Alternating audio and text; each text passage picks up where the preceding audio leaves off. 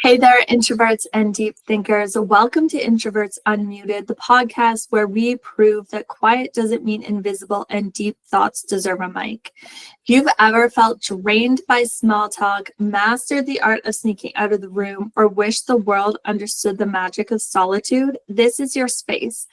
We're diving into everything from navigating social energy to embracing creativity, confidence, and the unique power of being an introvert. So get comfy, plug in, and let's turn up the volume on our quiet confidence. I'm Amber Hansel, and this is Introverts Unmuted. Today, I have with me Emilee. How are you? Good. It's been a day. I have an awake baby next to me, so if anybody hears banging, that's my 7-month-old. That is all good. We are here for them. I have kids today too. So that is all what it's about. So you are an email marketer. So tell me what that is or what you do regarding email. So I've recently actually started trying to slightly change away from email marketer, because I've noticed that when people hear email marketer, they're like, oh, someone to do my copy, or like someone who does like copywriting for email marketing, which is actually not what I do. So I actually, I call myself an email tech and automation strategist, because I handle the back end, the tech. So I handle everything from the landing page to the tagging to the sequences to the automations, everything that runs in the back end that most people wouldn't think of. The thing that gets you from when you're on a landing page, signing up for somebody's freebie, all the way to the next email that you get. There's a whole bunch of tech in between, and that's what I get to do. That I love. How did you start doing email tech? Yeah, so I started as a general VA, as I feel like a lot of people in the online space do. I started as a general VA, and I had this amazing client. Her name, actually, unfortunately, because I know like there's a stigma around this, is Karen. I absolutely love her, though. She is definitely not a Karen. But I started with her, and she will tell you that she just threw me into the fire into, it used to be called ConvertKit, but is now known as Kit. I was doing a lot of data pulling and data mining, all the analytics behind how well the emails were performing based on like ads that we would run. And so I spent a lot of time in Kit and Zapier, making sure that everything was running smoothly, from getting them from ad onto the email list, and then from the email list to converted.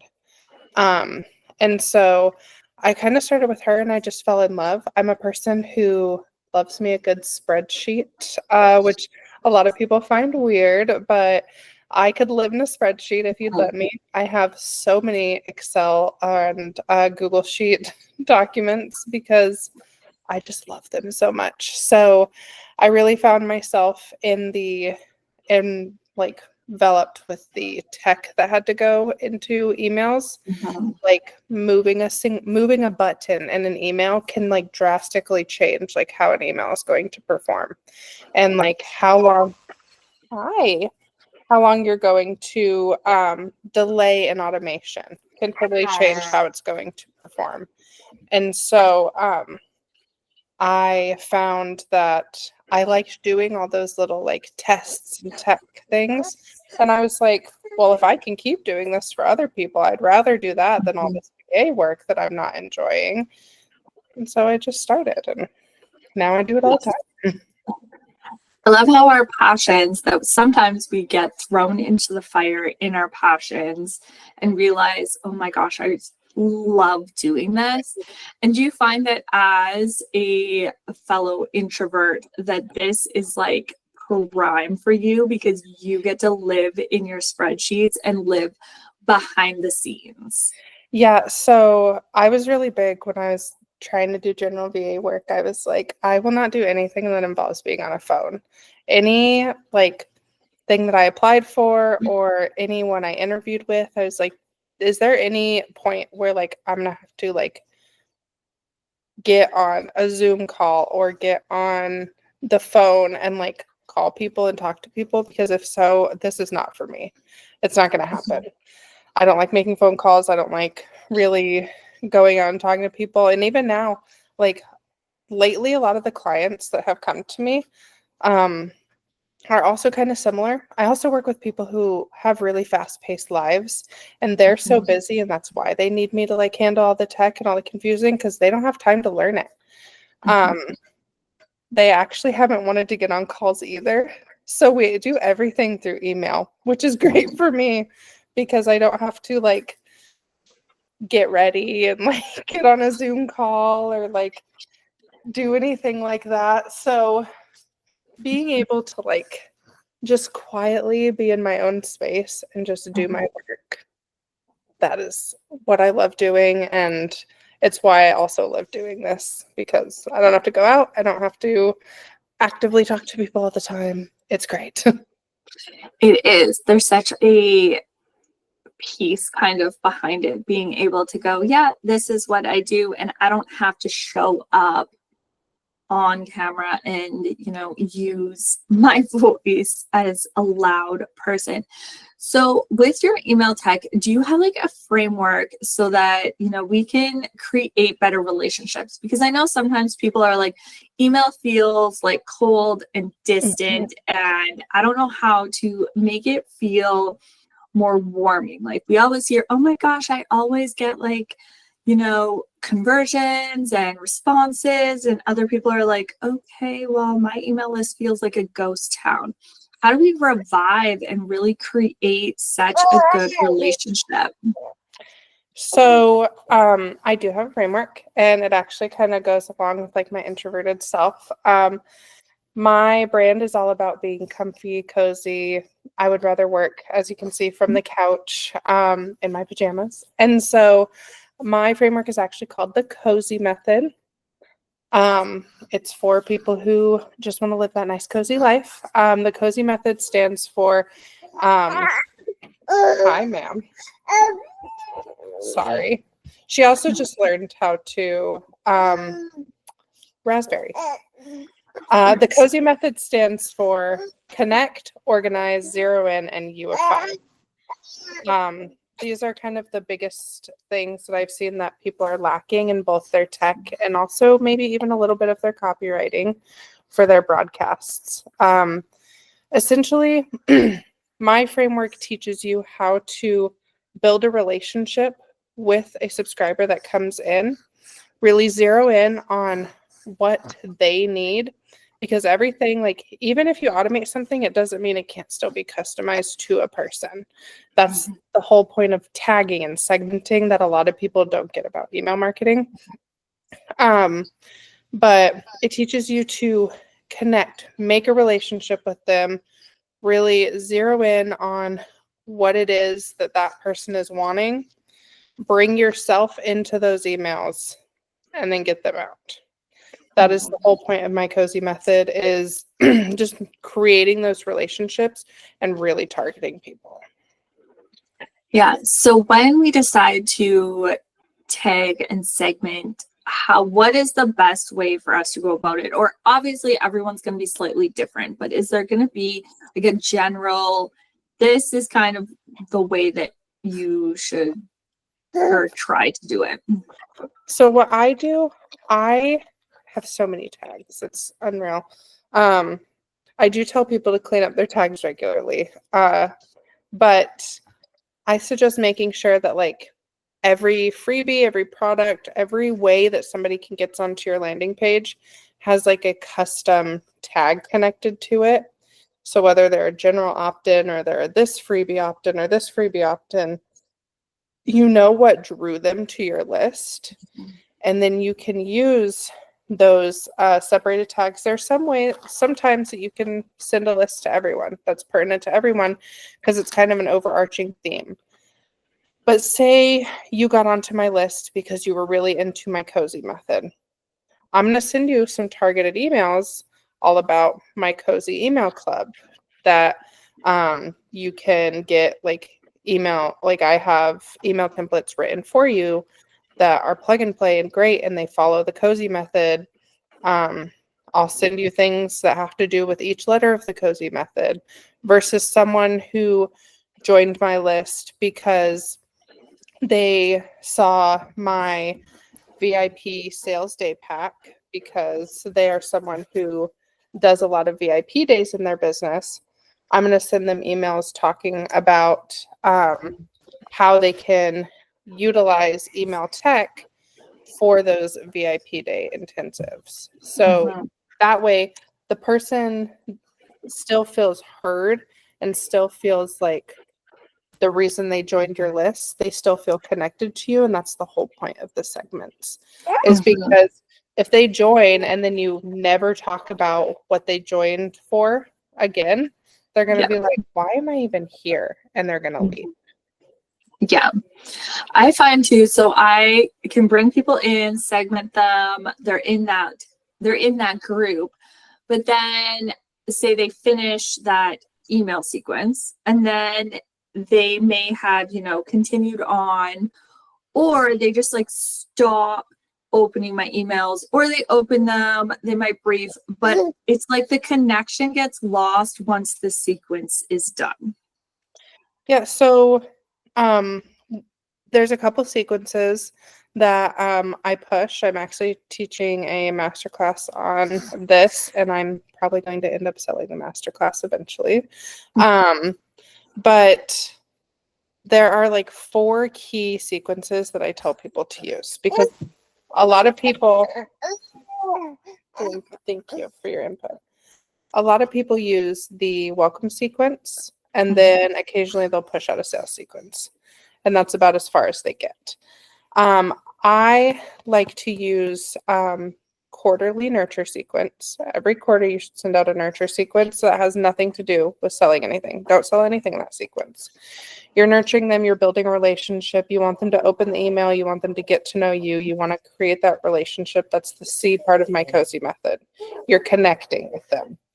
So that's one thing you want to do. Also, anybody who like finishes your sequences and then they start not interacting with you at all and not really opening, those are going to be your cold subscribers. They're going to go cold. You want to re-engage them. So my 4th core email sequence. Man, this new skill is not helpful. This 4th new sequence that I always suggest. Oh my God, I'm sorry. We're going to pause for a second. No worries. Hey.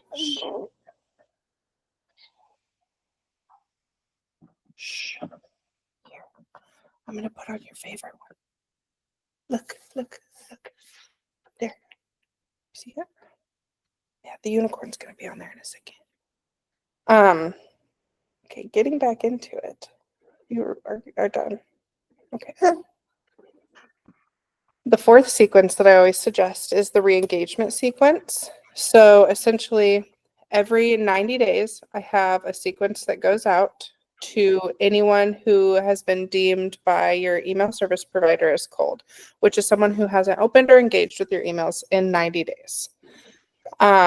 So they'll get a sequence that's like, hey, are you still there? And then in the sequence, they'll also get here's a little bit more about me if you forgot. Here's something for free to entice them to open again. And if they really don't join, you tell them, I'm going to delete you because you don't need dead weight on your email list. That's why some people are like, why do these people have such high open rates and such high click rates? It's because everyone on the list is warm. I don't keep the cold people. I don't keep the dead people. So I'm not, half of my list isn't dead. So whereas most people will have like a 50% open rate, you can have like a 90% open rate because you deleted that 50% that doesn't want to be there. If they don't want to be there, don't keep them, because if they really want to be there, they'll resubscribe later. If they want to be there. So yeah, absolutely. Those are like 2 ways to like really keep your lists warm and like get people converting. But with my cozy method, when you're creating that relationship, it's going to be easy for people to convert. It's going to be easier for you to see conversions because you're not just sending out emails like to people who are just there. You're sending out emails to people who want to hear from you. It's essentially another version of social media. Like, although you should have warmer leads on your email list than your social media, but the way you're going to see conversions is fostering that relationship first, selling to them second. Yeah. And I think that goes for everywhere. We all want to foster the relationship first before we sell to them, because no one just wants to be sold to first. We really want to build that connection. I love how you have built that into email marketing, because I think so many people are like, oh, they're on my email list, I can just sell to them all the time. But that's where your open rate's going to go down, your click rate's going to go down. Yes, exactly. What do you say to people that are like, okay, well, I have like, you know, a 40-50% open rate, but my click rate's at like 2%? That's when my thing that I kind of talked about at the beginning, the funness of just start playing with your email. Move the button, move where it is. You'd be surprised how like some email lists will click if your button's all the way at the bottom because they want to read everything first. And there are some people who are like, oh, you hooked me in, I want to click it now. I don't want to read the rest of this stuff. Or if I start reading this stuff, I'm going to get bored and forget to get to the bottom to click it. So that's when you get to play with like your subject lines, where the button is, how long you wait for something exciting to come out, or how like quickly you get it out to your list. That's when you start playing with things. And then once you find what works for your list, because there's no one size fits all for every list. All lists are totally different, and it's super important for people to realize that what's going to work for someone isn't going to work for you every single time. And you just have to play with it. And once you find what your people like, you're going to see your conversions go up. Yeah. I've been seeing a talk on Threads about more frequent emails, because I know previously it was like, you know, once or twice a week, but now people are going to like 3-4 times a week, shorter kind of vibe, almost social media posts in an email vibe. What do you like? Are you seeing something like that as well? So once again, it kind of goes back to what I was just talking about of you want to see what works for your list. I have a client, she sends out 1 email a month. That's it. She has 1 newsletter. We send it at the first of the month, every single month. Her clients expect it. And we have attributed $50,000 of extra revenue that she wouldn't have made last year, that she made last year from that once a month newsletter. We only sent it once. I played around in the month of June, and I sent 2 emails a month.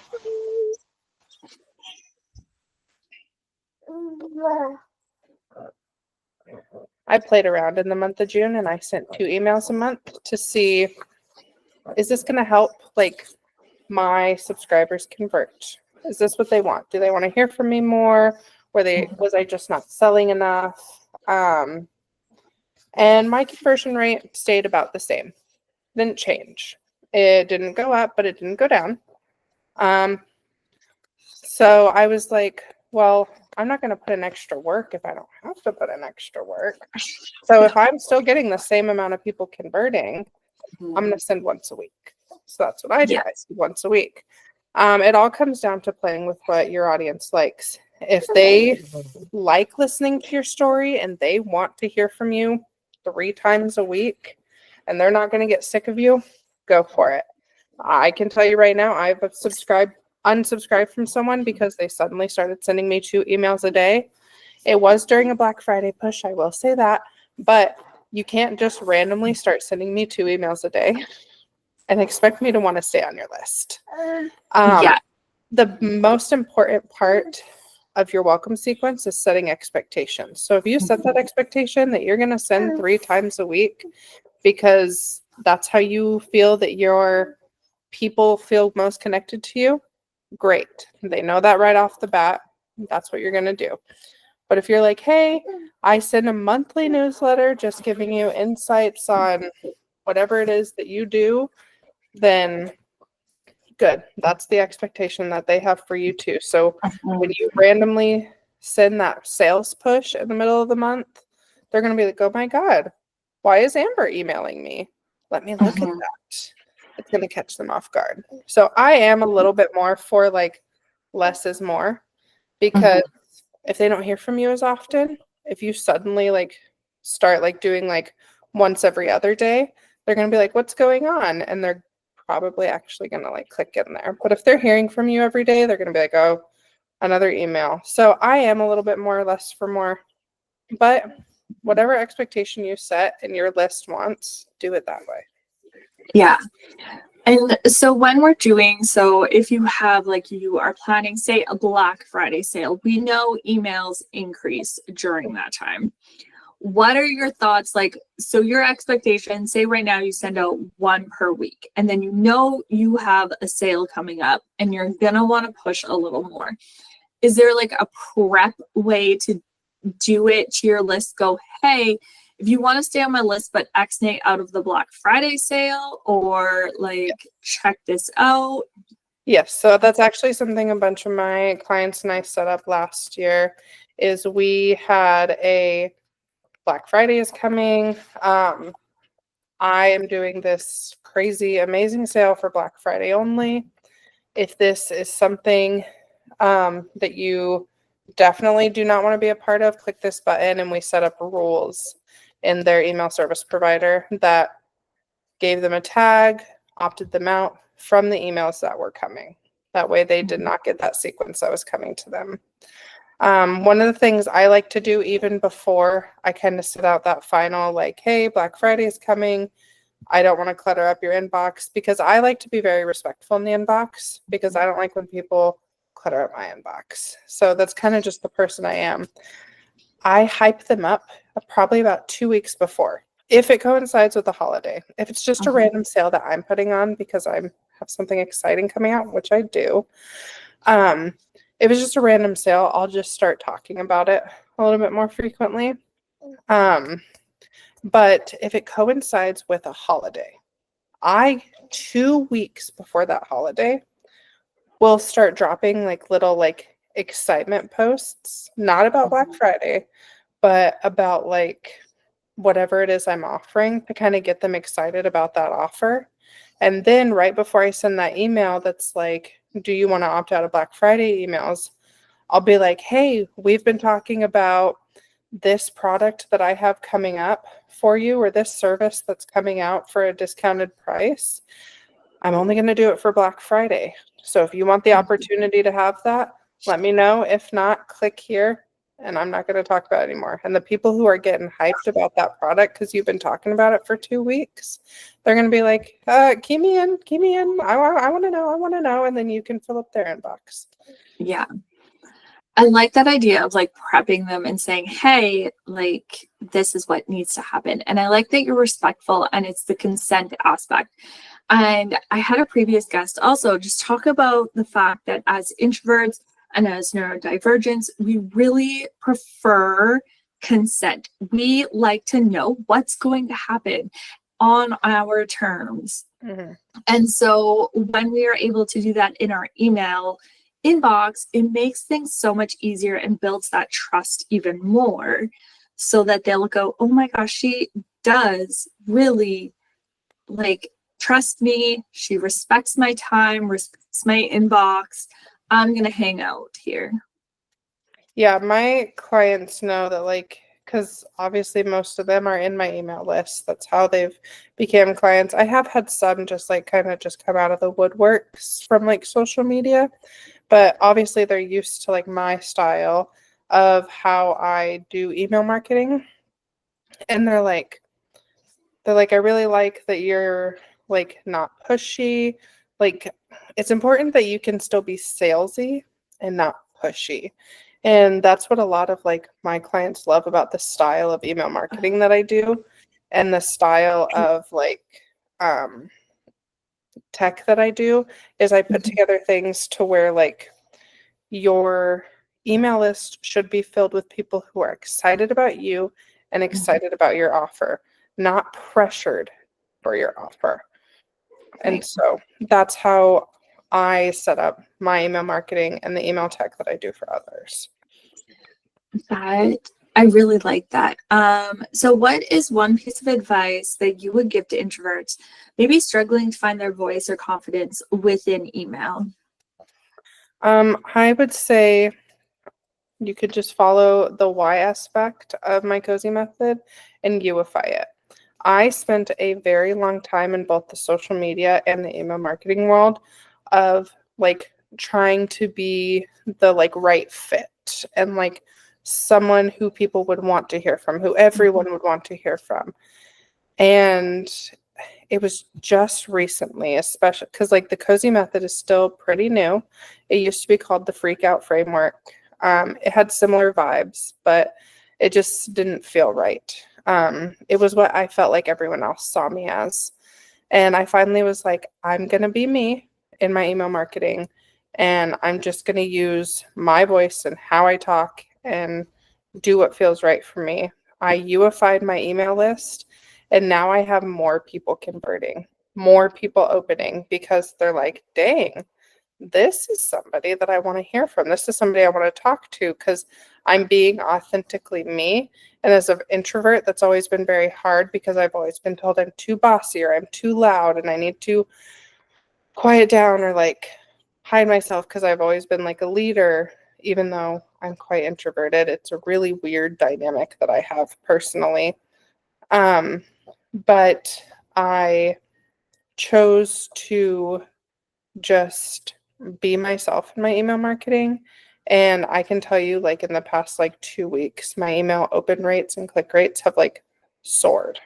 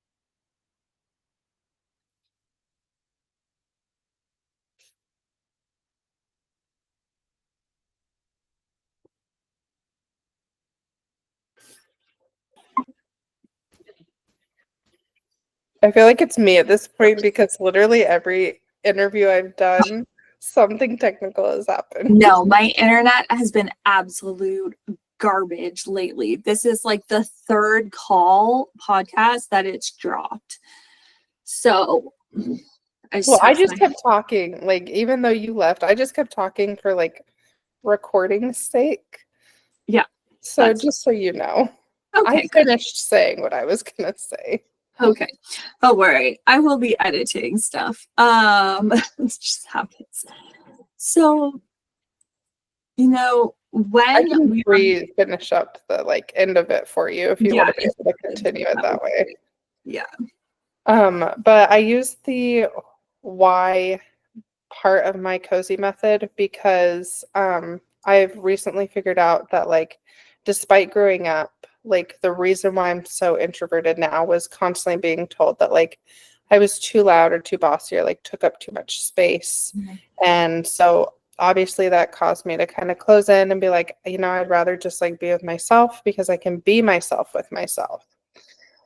And when I finally figured out that I could use my why and Uify my email marketing, in the past month, I've really kind of gotten into it. And I can tell you in the past 2 weeks, the open and click rates on my emails have skyrocketed because people are like, who is this person? Like, who is she? I'm someone who cusses like a sailor despite having kids, very Christian woman too. I like to throw in some spicy words. And if anybody has been on my email list in the past 2 weeks, they will have known that I like very spicy words because some of the subject lines or the very beginning text has some fun choice words in there to spice up my content. And I found that the people on my email list really like it. And that's probably because they're in my space because they want to be in your space. They joined your email list for a reason. They joined your email list for you. Bring yourself into it more, and you will start seeing all that conversion just start raising. Yeah. I know that the more that we lean into ourselves and into our strengths, whether that's in email, many introverts, we like the written form, long form content, and therefore email is such a benefit to us because we can just express ourselves and then out it goes, and people are there because they want to be. And that's where it feels like a safe community that we are creating because people want to be on your email list. So this is giving me incentive to revive my email list that I've been slightly ignoring. Because right now I've been talking to so many people about cleaning up their email lists because you would be surprised, like the forms you've forgotten about, the landing pages, the tags you've forgotten about. What is this automation that's running that I set up at the very beginning? When was the last time you checked the wording on your welcome sequence? Does it still say that you're, like, for example, for you, does it still say that like your oldest is 6 years old because you maybe wrote it 3 years ago? Like, who knows what is on that thing? So a lot of the people that I've been talking to recently, I'm like, you need to go look at everything. Take out what is no longer relevant and only keep what is relevant to you right now. Give yourself a little glow up and then really start pushing your email list again. You'll start seeing those conversions raise because you no longer have confused people on your list. Confused people are not people who are going to convert. Absolutely. So yeah, this is for all the listeners, just go out there, give yourself an email glow up. And if you need help with that, Emilee, how can we connect with you? And for those that need a little bit more assistance in, their back end and all of the tech that goes with it, because it can be extremely overwhelming for those that are not tech friendly. Yeah, so there's multiple ways that people can reach me. I'm on mainly Instagram and Threads.